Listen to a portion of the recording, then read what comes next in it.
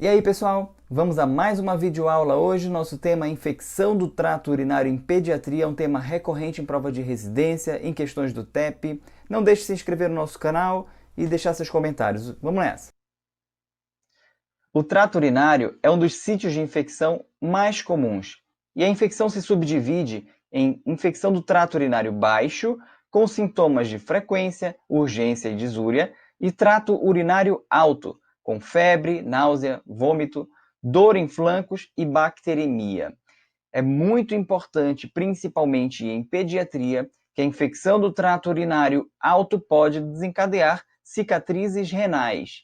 E a pielonefrite aguda, que é a infecção do trato urinário alto, ocorre em cerca de 57% das crianças na primeira infecção do trato urinário. Importante também ressaltar que quanto mais infecções a criança tem, maior o risco da formação de cicatrizes renais e evolução para doença renal crônica. Estima-se, ao todo, que cerca de 40% das mulheres e 12% dos homens irão experimentar uma infecção do trato urinário sintomática alguma vez na vida. Cerca de 1/4 das mulheres afetadas irão sofrer uma infecção do trato urinário recorrente. Esse é um dado americano, é um dado importante, que em 2006 foram 11 milhões de consultas médicas por infecção do trato urinário nos Estados Unidos. 1,7 milhão de consultas de emergência e quase meio milhão de internações. O custo social é de 3,5 bilhões de dólares anualmente nos Estados Unidos. Bom, continuando em relação aos dados americanos, de 2002 a 2007, o número de atendimentos em emergência pediátrica para infecção do trato urinário foi de aproximadamente 2 milhões. Observe aqui que essa faixa etária de 0 a 2 anos de idade, que é uma faixa etária de maior risco para a formação de cicatrizes renais e para a evolução para a doença renal crônica, o número de atendimentos foi de 360 mil atendimentos. Com relação às visitas ambulatoriais ao ambulatório de cirurgia pediátrica pela queixa infecção do trato urinário no ano de 2006, foram cerca de 7 mil casos, 7 mil visitas de crianças em ambulatório de cirurgia por infecção do trato urinário. Isso quer dizer que são crianças, possivelmente, que têm malformações, crianças em risco para doença renal crônica. Vejam a importância de estudar a infecção do trato urinário. A prevalência de infecção do trato urinário em crianças febris por grupo demográfico é de em torno de 7% em todos os grupos. Observem aqui que de 0 a 3 meses a frequência é maior em meninos não circuncidados. É cerca de 10 vezes maior que em meninos circuncidados. A partir daí, a partir dos 3 meses, a prevalência passa a ser maior em meninas em todas as outras faixas etárias. Aqui esse mesmo estudo mostrando que em meninos circuncidados a prevalência é de 2% e em meninos não circuncidados a prevalência é 10 vezes maior de infecção do trato urinário, de 20%. Com relação ao grupo etário, em meninos não circuncidados, observe que existe sempre um risco relativo de infecção do trato urinário, sendo maior no primeiro ano de vida. Em relação aos recém-nascidos, a prevalência de bacteriúria assintomática em recém-nascidos saudáveis ela é incerta, por isso precisamos valorizar as uroculturas positivas em recém-nascidos. A febre é igual à infecção do trato urinário em aproximadamente 7 a 15% dos recém-nascidos, e a incidência nos primeiros dias de vida é baixa, ainda que em recém-nascidos com bacteremia. E aparentemente, o risco é inversamente proporcional à idade gestacional e ao peso de nascimento. Então, quanto mais prematuro for ou menor o peso de nascimento, maior o risco à infecção do trato urinário. Esse estudo é um estudo retrospectivo de 2014 e que avaliou 670 recém-nascidos com febre no pronto-socorro, no período de 2004 a 2013, e 15% desses 670 apresentaram urocultura positiva, acolhida por cateterismo. Apenas 4 desses pacientes desenvolveram urosepse, e foi mais frequente a infecção do trato urinário na segunda e na terceira semana. Ela é infrequente na primeira semana. Então, nós não vamos ver, ou dificilmente vamos ver, um recém-nascido de termo com infecção do trato urinário na primeira semana dentro da maternidade. Não houve nenhum caso de óbito, nenhum caso de meningite. E em relação à etiologia, a E. coli contribui com 90% dos casos de pielonefrite aguda, seguida de outras bactérias, mas a mais importante é a E. coli. No período neonatal também, o recém-nascido de termo, E. coli da comunidade, em torno de 80% dos casos. No recém-nascido pré-termo, já prevalecem outras bactérias, como o Staphylocoagulase negativo, a Klebsiella e espécies de Cândida, particularmente em menores de 1 kg, em recém-nascidos de extremo baixo peso. Esse estudo de 1990 a 1993 avaliou 27 recém-nascidos com peso abaixo de 1,750, que apresentaram infecção do trato urinário. A prevalência foi de 8%. Em recém-nascidos de extremo baixo peso, a prevalência foi mais elevada, em torno de 13%, então é um risco inversamente proporcional à idade gestacional e ao peso de nascimento. O sexo masculino contribuiu com 3 para 1 caso em relação ao sexo feminino. A Klebsiella foi mais frequente, seguido da Candida albicans. E a Candida albicans ela é mais frequente em prematuros e extremo baixo peso. A hidronefrose leve foi encontrada na ultrassonografia em 5 recém-nascidos pré-termo e foi persistente em apenas 1. E a uretrocistografia miccional diagnosticou refluxo em 3 pré-termos, todos acima de 1 kg e que apresentavam um ultrassom normal. Esses são dados que nós retiramos de mortalidade infantil abaixo dos 5 anos de idade e mortalidade por infecção do trato urinário, retirado do DataSUS. Aqui nós conseguimos observar que de 2001 a 2011 vem acontecendo uma queda progressiva da mortalidade infantil em menores de 5 anos de idade. Entretanto, aqui em número absoluto, vem ocorrendo uma evolução progressiva do aumento dos casos de mortalidade em menores de 5 anos por causas evitáveis. Nesse caso, eu utilizei o CID N39.0, que é o CID de infecção do trato urinário. Com relação à patogênese da infecção do trato urinário, o que é importante nós entendermos? A patogênese envolve a adesão, a motilidade, a aquisição de metais, a produção de toxinas e a evasão imunológica. Essa imagem aqui representa a Escherichia coli uropatogênica de um lado e o Proteus mirabilis do outro lado. Então, com relação à adesão, as fímbrias elas contribuem para a adesão ao uroepitélio. O flagelo também é considerado um fator de virulência da Escherichia coli, confere motilidade a ela. E a aquisição de metais é uma capacidade importante dessas bactérias em relação à sua virulência, aqui principalmente representado pela aquisição de ferro. Daí a importância de não se tratar com sulfato ferroso anemias durante infecções, principalmente infecções do trato gastrointestinal e infecção do trato urinário. A produção de toxinas. Aqui a hemolisina, o fator de necrose citotóxico, são toxinas importantes para a destruição de células e para a invasão da Escherichia coli às células.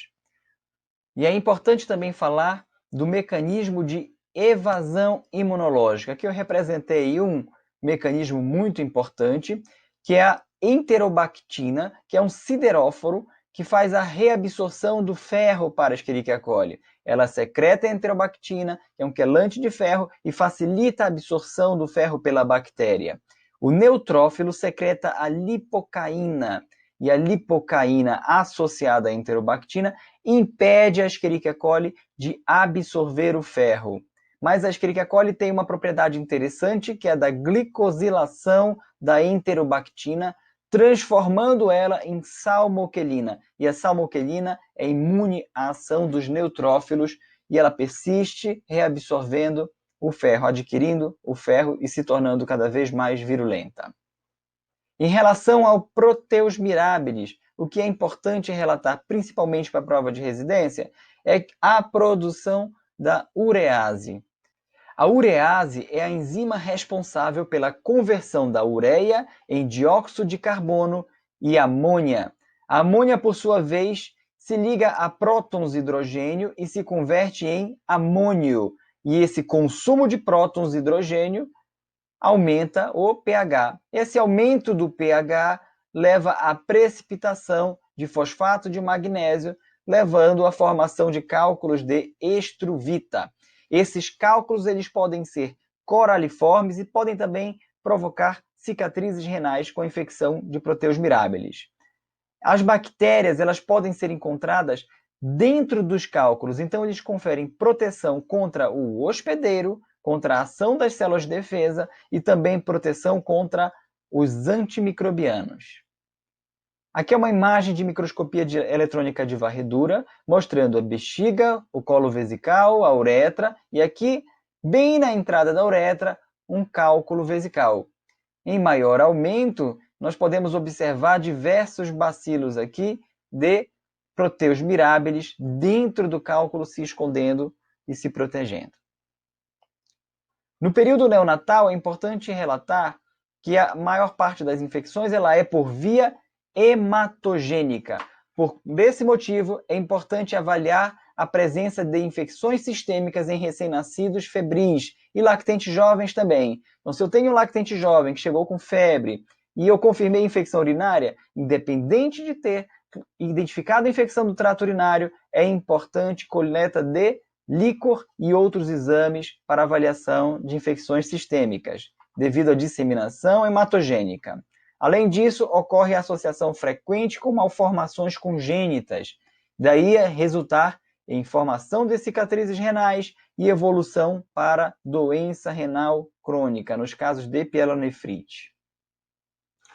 E com relação ao quadro clínico da infecção do trato urinário em pediatria, ele é variável de acordo com a faixa etária. Aqui nós temos 3 faixas etárias. Um recém-nascido de 23 dias de vida, do sexo masculino, sem intercorrências no pré-natal e parto. É levado ao pronto-socorro por febre de 38 graus, sem outras queixas. Ao exame físico, sem alterações nos diversos aparelhos. Aqui eu tenho já uma lactente de 8 meses, do sexo feminino, sem antecedentes patológicos. Vem ao pediatra por febre de 39,2 graus, sem queixas. E no exame físico, não encontramos alterações nos diversos aparelhos. E aqui uma adolescente de 14 anos que vem ao pronto-socorro com queixa de febre, disúria e dor lombar. E aqui ficou mais fácil, o exame físico também tem Giordano positivo. Em qual desses lactentes devemos investigar a infecção do trato urinário? Para isso, eu preciso conhecer como é o quadro clínico da infecção do trato urinário nas diferentes faixas etárias. Em recém-nascidos e lactentes jovens, os achados são inespecíficos. Irritabilidade, recusa alimentar, icterícia é importante relatar, distensão abdominal e baixo gânio ponderal. Lembrar que esse grupo especialmente tem um risco maior de urosepse. O recém-nascido de termo apresenta febre em até 40% dos casos. Tem baixo ganho de peso também em até 40% dos casos, assim como icterícia e vômito. Diarreia e baixa ingesta são menos frequentes. Esse é um estudo de 2002 que avaliou a presença de icterícia como um sinal precoce para a infecção do trato urinário. Aqui são 160 recém-nascidos, 12 foram positivos para a infecção do trato urinário, com uma média de idade de aproximadamente 13 dias de vida. Como já era esperado, a infecção do trato urinário foi mais frequente no sexo masculino. Todos eram recém-nascidos de termo.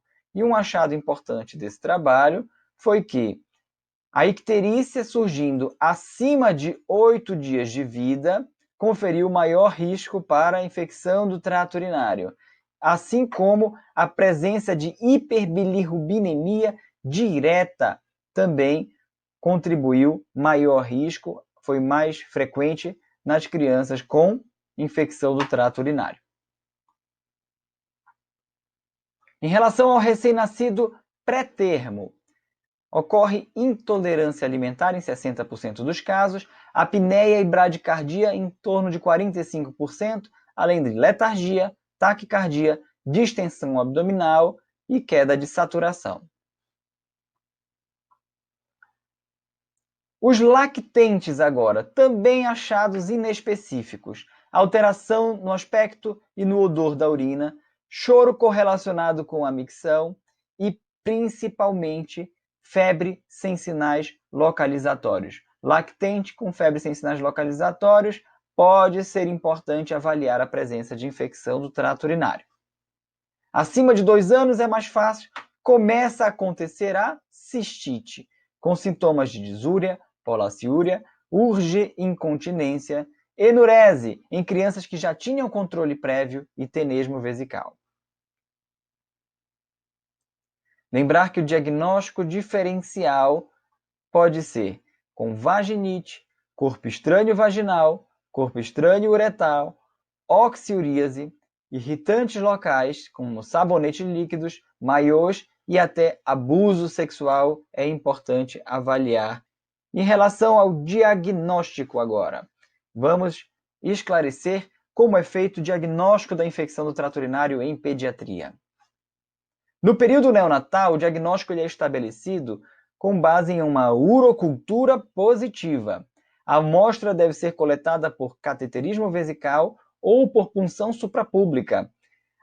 A coleta limpa pelo meio do jato médio em recém-nascido, hoje ela ainda é classificada como impraticável e pouco confiável. Precisam de mais estudos para poder esclarecer melhor. A urina deve ser transportada em gelo e processada rapidamente, e se a amostra não puder ser processada rapidamente, ela deve ser refrigerada. Essa é uma técnica muito interessante que foi desenvolvida em 2014 por esse grupo de pesquisadores, em que eles ofereceram uma coleta limpa de urina do jato médio a partir de uma estimulação da urina no recém-nascido para facilitar a coleta. Então, eles ofereciam 25 ml por quilo de dieta, leite materno, fórmula, aguardavam 25 minutos após o término da mamada para iniciar o procedimento. O procedimento se iniciava com a higienização da região genital. Em seguida, era oferecido analgesia, um xarope de glicose ou sucção não nutritiva, chupeta. O segundo passo era realizar pulsações de em torno de 100 pulsações por minuto na região suprapúbica por 30 segundos. E o terceiro passo, realizar massagens circulares na região paravertebral. Se não ocorresse diurese, isso era repetido até que acontecesse. E o sucesso aconteceu em até 5 minutos. Se a diurese acontecesse em até 5 minutos, era definido como desfecho positivo. A taxa de sucesso foi de 86% desses recém-nascidos e a média de idade deles foi de em torno de 6 dias. Vejam só as imagens da técnica. Aqui as pulsações na região suprapúbica, aqui a massagem circular em região paravertebral e a coleta de urina do jato médio. Esse outro estudo de 2015, já é um estudo realizado na Turquia, resolveu confirmar esta técnica a partir do mesmo experimento. Eles repetiram a técnica realizada e eles encontraram uma taxa de sucesso muito boa, recomendando como uma técnica limpa, uma técnica segura e rápida para coletar a urina. Entretanto, foi diferente o tempo deles. Eles conseguiram coletar urina em até 60 segundos. Foi muito mais rápido do que no estudo anterior. Mas esse estudo ele não conseguiu responder se essa técnica é melhor do que o cateterismo, porque eles não compararam com outros métodos de coleta. Em seguida, o mesmo grupo, em 2009, publicou este trabalho em que eles compararam o cateterismo com a técnica da coleta limpa do jato médio e eles observaram uma taxa de contaminação 2,5 vezes maior do que no cateterismo. Por esse motivo, nós não sabemos se é possível diagnosticar infecção urinária por este meio. Por enquanto, se aguardam novos estudos para definição, possivelmente um ponto de corte maior na contagem de colônias, ou seguiremos com o cateterismo como a melhor forma de análise. Um ponto importante desse estudo foi que a esterase leucocitária e a piúria foram preditores de infecção do trato urinário, e os outros achados do exame de urina não. Então, no período neonatal, a confirmação da infecção do trato urinário se dá por meio da urocultura, pelo crescimento de um único patógeno uropatogênico, uma contagem de colônias acima de 50.000 unidades formadoras de colônias já define infecção do trato urinário em recém-nascidos, e a contagem de colônias entre 10.000 e 50.000, eu preciso de piúria associada para a definição. Para a punção suprapúbica, qualquer crescimento de uropatógeno me tem como definição a infecção do trato urinário. A investigação por imagem é obrigatória realizar ultrassom em todos os recém-nascidos com infecção do trato urinário, por conta da elevada prevalência de malformações. E com relação à uretrocistografia miccional para investigação do refluxo vésico-ureteral, tem indicação C, ultrassom alterado, bactéria não E. coli ou infecção do trato urinário recorrente. Essas são as 3 indicações para a realização da uretrocistografia miccional. Esse estudo retrospectivo avaliou 122 lactentes com menos de 3 meses de vida no primeiro episódio de infecção do trato urinário. E olha que interessante, se o ultrassom normal, se a bactéria Escherichia coli, o risco para apresentar refluxo de alto grau foi baixo, um risco de 1%. Se o ultrassom alterado somente, o risco foi de 31%. Se a bactéria era não E. coli, o risco foi de 26%. E se ele apresentava ultrassom alterado e bactéria não E. coli, o risco foi de 55% de apresentar refluxo vésico-ureteral. Em relação a lactentes de 2 meses a 24 meses de vida, nós seguimos este guideline da Associação Americana de Pediatria de 2011 para definir quando coletar a urina e quando tratar a infecção do trato urinário. Este guideline ele tem 7 recomendações, sendo 3 de diagnóstico, 1 de tratamento, 2 de imagem e 1 de segmento. A recomendação número 1 diz: criança febril, sem sinais localizatórios e que tenha indicação para antibiótico terapia de imediato devido à queda do estado geral ou outro motivo, colher exame de urina e urocultura antes da administração do antimicrobiano. Esse é nível de evidência A. Essa é a recomendação 1. A recomendação 1 fala a respeito também do método de coleta. A punção suprapúbica tem uma taxa de sucesso variável e ela é maior quando guiada por ultrassonografia. Entretanto, é um método invasivo, requer maior experiência, é mais dolorido comparado ao cateterismo, mas se torna uma alternativa quando tem uma fimose importante, quando tem uma sinéquia dificultando a cateterização. Com relação ao saco coletor, ele oferece maior risco de contaminação e por esse motivo não é recomendável para cultura. É recomendável para a coleta do exame de urina simples, mas não é recomendável para cultura. A urocultura negativa colhida pelo saco coletor tem um elevado valor preditivo negativo. Entretanto, um baixo valor preditivo positivo devido à elevada taxa de falsos positivos, em torno de 88%. O método de escolha, então, vai ser o cateterismo vesical, que tem sensibilidade de 95% e especificidade de 99%. A recomendação 2A. A criança febril, que não requer uso imediato de antibiótico e tem baixa probabilidade de infecção do trato urinário. Essa criança não tem necessidade de colher exame de urina, nível de evidência A. Nós vamos aprender a identificar essas probabilidades.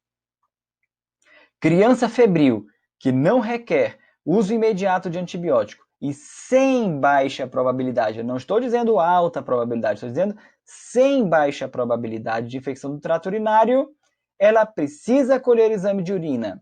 Eu posso ter duas opções. Ou eu colho o exame de urina e urocultura por cateterismo vesical, ou a segunda opção, eu colho por saco coletor o exame de urina. E caso o exame venha alterado, eu repito o exame por cateterismo ou punção suprapúbica e coleto a urocultura e posso monitorizar o curso clínico para definir sobre o início do tratamento. Aguardar ou não a urocultura é decisão do médico. Como são esses fatores de risco? Esses fatores de risco para baixa probabilidade ou não baixa probabilidade no sexo feminino são a raça branca, idade menor de 1 ano, temperatura acima de 39 graus, febre acima de 2 dias ou infecção sem outro sítio. A probabilidade é menor de 1%, ou seja, a probabilidade baixa, se eu não tiver mais do que 1, só tiver apenas 1, por exemplo, sem infecção, sem sinais localizatórios. Febre sem sinais localizatórios. Eu não tenho infecção em outro sítio. E mais nenhum desses outros sinais. Eu tenho uma febre de 24 horas, temperatura de 38 graus, é um lactente de 1 ano e 8 meses, negro. Nesse caso, eu não colho urina. Agora, se eu tenho não mais do que 2, eu devo cair na recomendação 2B e coletar a urina, seja imediatamente por urocultura por cateterismo, ou eu colheria por saco coletor o exame de urina. Se viesse alterado, eu colheria a urocultura por cateterismo. Vamos em frente. Em meninos, vejam a importância dada à circuncisão. Se é um menino não circuncidado, ele já cai aqui na não baixa probabilidade. Mas se é um menino circuncidado, para eu ter baixa probabilidade, eu preciso ter não mais do que 2 desses critérios. E os critérios são a raça não negra, temperatura acima de 39, febre acima de 1 dia ou ausência de infecção em outro sítio. E a infecção ela é não baixa caso ele apresente não mais do que 3 alterações dessas dos fatores de risco. Então, a importância dada à circuncisão. Se não é circuncidado, eu devo coletar a urina, seja por cateterismo ou seja coletando o exame de urina primeiro e repetindo a urocultura por cateterismo se vier alterado. Com relação ao diagnóstico, a esterase leucocitária tem uma sensibilidade boa, uma especificidade mais baixa. O nitrito ele tem uma sensibilidade baixa e uma especificidade elevada, um bom valor preditivo positivo. A piúria, uma sensibilidade mais baixa, uma especificidade mais alta. A bacteriúria não deve ser utilizada para avaliação da infecção do trato urinário, mas a bacterioscopia sim, que é o grão da gota de urina. Uma sensibilidade muito boa e uma especificidade muito boa. A Associação Americana de Pediatria recomenda a esterase leucocitária associada ao nitrito como exame de triagem. Se eu tenho esterase leucocitária negativa e nitrito negativo, dificilmente eu estou diante de uma infecção do trato urinário. Eu posso passar para o passo seguinte, que é a avaliação da piúria, caso eu tenha esterase leucocitária positiva e nitrito positivo. Esse estudo avaliou 1.181 crianças com diagnóstico de infecção do trato urinário e encontrou 87% de frequência de piúria. Enterococos, Klebsiella e Pseudomonas apresentaram menor tendência à piúria em relação a E. coli. Importante ficar atento a esses agentes. E como confirmar a infecção do trato urinário em pediatria? Eu preciso ter inicialmente o quadro clínico, eu coleto a urina, eu preciso ter, para a Associação Americana de Pediatria, esterase leucocitária positiva e ou nitrito positivo. Qualquer um dos dois ou os dois, mais a presença de piúria ou bacterioscopia pelo gram positivos, mais urocultura positiva com mais de 50 mil unidades formadoras de colônias, escolhida por cateterismo, eu defino infecção do trato urinário, de 2 meses a 24 meses de vida. Em maiores de 2 anos, a definição é para jato médio acima de 100 mil e para cateterismo acima de 50 mil unidades formadoras de colônia. E o tratamento? Como é feito o tratamento? A escolha do antibiótico é empírica e deve ser ajustada conforme o antibiograma. O tratamento oral e endovenoso são equivalentes. E está indicado o tratamento endovenoso em casos de sepse, comprometimento da ingestão e menores de 2 meses. A duração do tratamento é de 7 a 14 dias. Em geral, nós fazemos 10 dias de tratamento. Já em menores de 2 meses, o tratamento deve ser mantido por 10 a 14 dias e o tratamento de escolha é a ampicilina com gentamicina. Se for pré-termo, deve-se considerar vancomicina. Vocês lembram, nos agentes etiológicos, nos pré-termos também prevalece o estafilococcus. Alguns antimicrobianos para uso empírico no tratamento endovenoso. No geral, utilizamos, acima deste período, o ceftriaxone. Mas também eu posso utilizar aminoglicosídeo, lembrando que ele é nefrotóxico e ototóxico. Para tratamento ambulatorial, qualquer uma dessas medicações pode ser utilizada, lembrando sempre de avaliar o perfil de sensibilidade da sua população. Se é uma população sensível a sulfa, eu posso até tentar, mas é preferível em relação à sulfa, como ela tem uma elevada prevalência de resistência, aguardar a urocultura e assim descalonar o antibiótico para a sulfa. Mas eu posso sim utilizar amoxicilina com clavulato, sulfonamidas e posso utilizar a cefalexina e a cefuroxima como tratamentos empíricos de primeira escolha e aguardo a urocultura para definir melhor o tratamento.